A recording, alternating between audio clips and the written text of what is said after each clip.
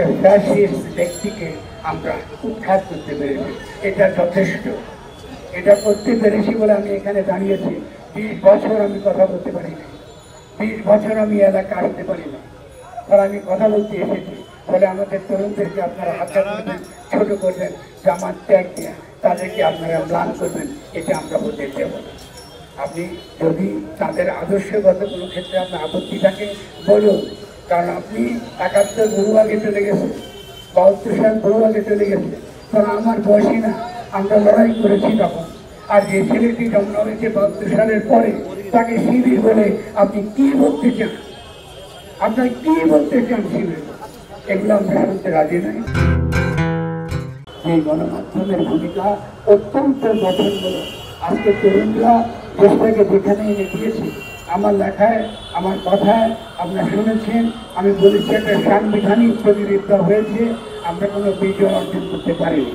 কিন্তু আগামী বিজয়ে এখনকার লড়াই সবচেয়ে অগ্রগণী ভূমিকা যারা রাখবেন তারা হচ্ছেন গণমাধ্যম কর্মীরা।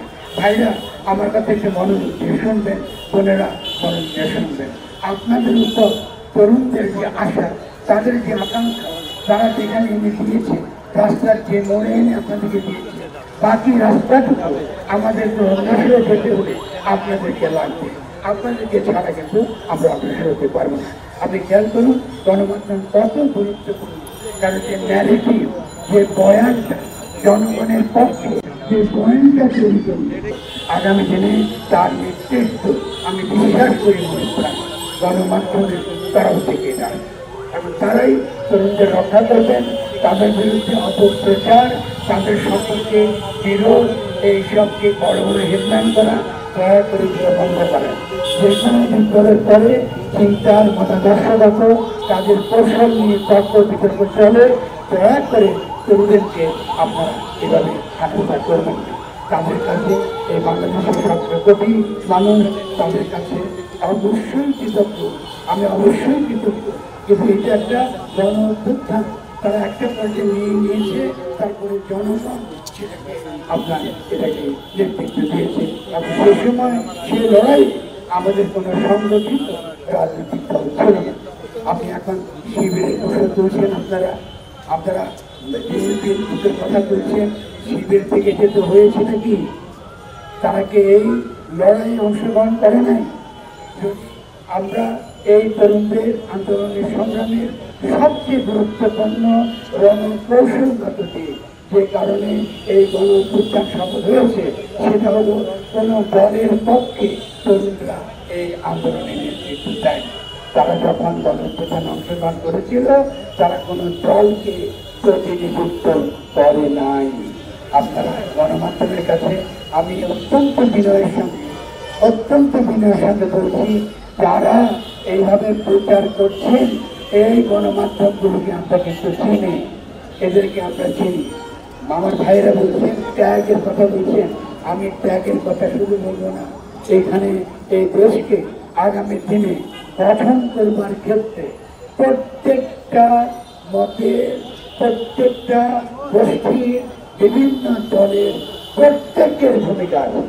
আপনি দেখেছেন বিএনপির মতো একটি দল, সেও শুরুর দিকে যে সকল কথা বলেছে, এখন অনেক বেশি বিচক্ষণ পেশার কথা বলছে।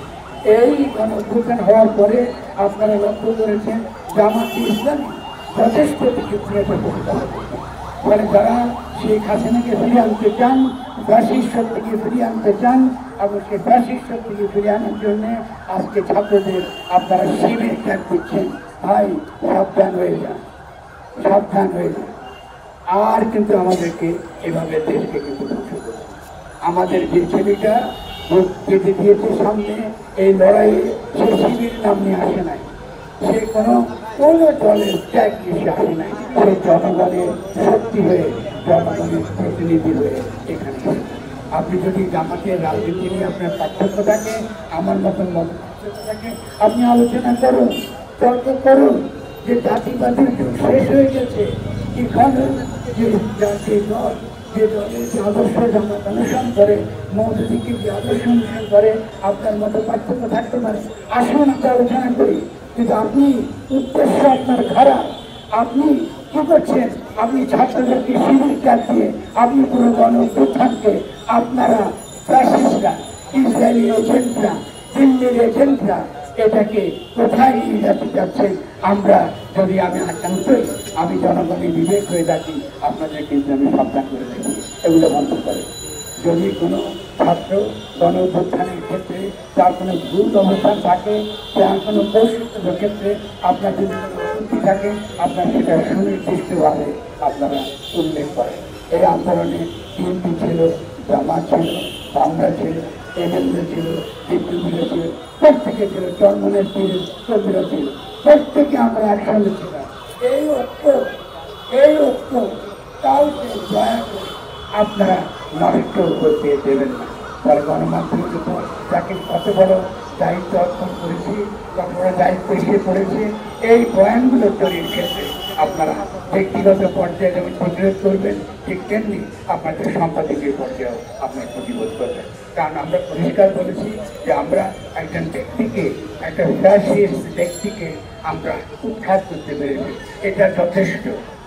এটা করতে পেরেছি বলে আমি এখানে দাঁড়িয়েছি। 20 বছর আমি কথা বলতে পারি না, 20 বছর আমি এলাকা আসতে পারি না, ফলে আমি কথা বলতে এসেছি। ফলে আমাদের তরুণদেরকে আপনারা হাতটা করবেন, ছোট করবেন, জামাত ত্যাগ দিয়ে তাদেরকে আপনারা ম্লান করবেন, এটা আমরা বলতে দেব না।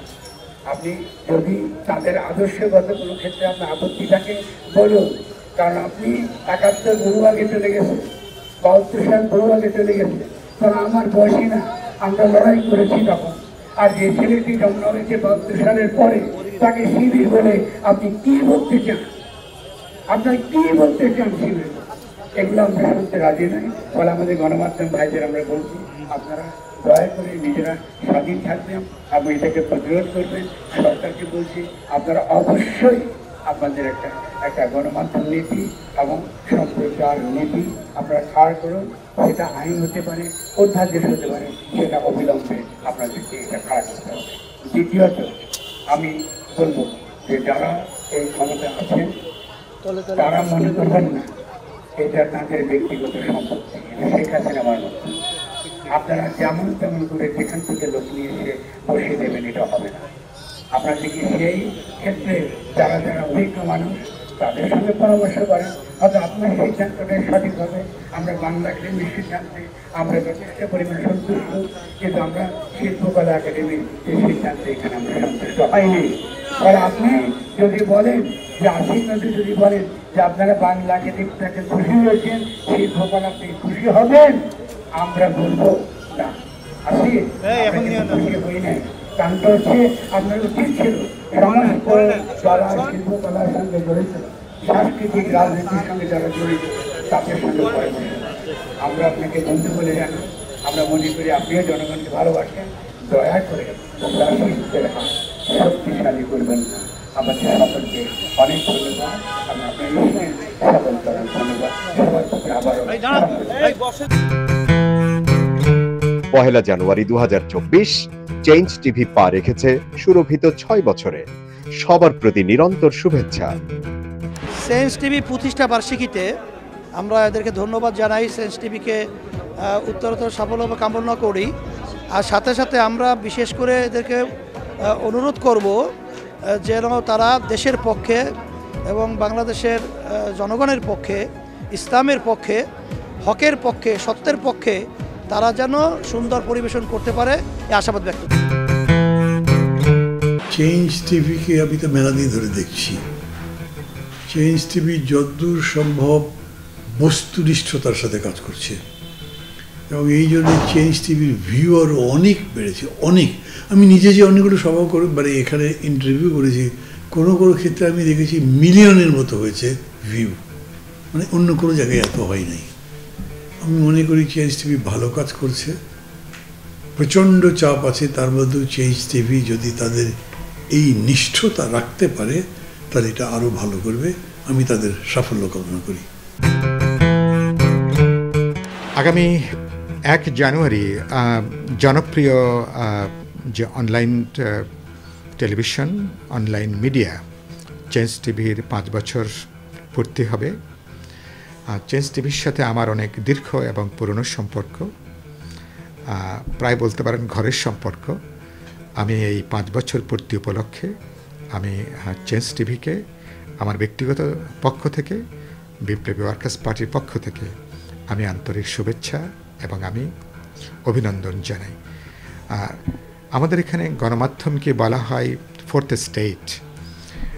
একসময় ধরুন বিচার ব্যবস্থার প্রতি মানুষের একটা শেষ ভরসার জায়গা ছিল। সেই বিচার ব্যবস্থা যখন এখন বিরোধী দলের দমনের একটা প্রতিষ্ঠানে পর্যবসিত হয়েছে, এখন জনগণের পক্ষে, বিরোধী দলের জন্য, জনগণের শোষিত নিপীড়িত অংশের জন্য গণমাধ্যমই হচ্ছে এখনো পর্যন্ত শেষ ভরসা। আমাদের এখানে ঐতিহাসিকভাবে গণমাধ্যম বরাবরই জনগণের গণতান্ত্রিক আকাঙ্ক্ষার পক্ষে ছিল।